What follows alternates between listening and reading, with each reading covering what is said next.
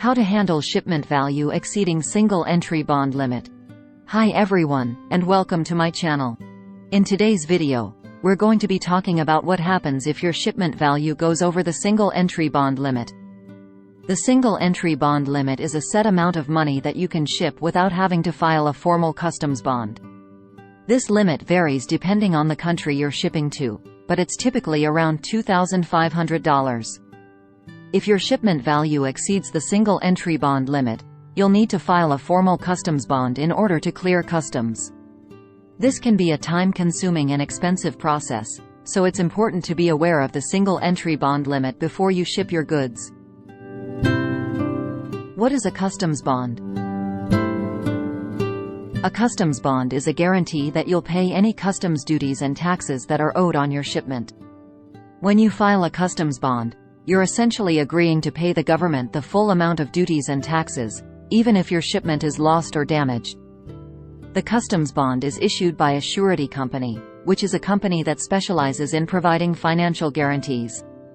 The surety company will charge you a fee for issuing the bond, and they'll also be responsible for paying any duties and taxes that are owed on your shipment. How much does a customs bond cost? The cost of a customs bond will vary depending on the amount of your shipment and the country you're shipping to. The surety company will take into account the following factors when determining the cost of the bond: the value of your shipment, the country you're shipping to, the type of goods you're shipping, your credit history. How to file a customs bond. Filing a customs bond is a relatively simple process. You can typically file the bond online or through the mail.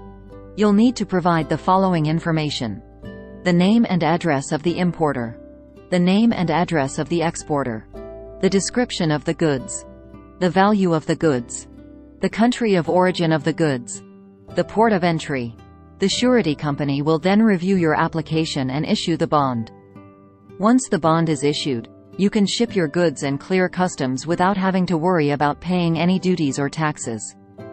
What happens if I don't file a customs bond? If you don't file a customs bond and your shipment value exceeds the single entry bond limit, your shipment will be held at customs until you pay the full amount of duties and taxes.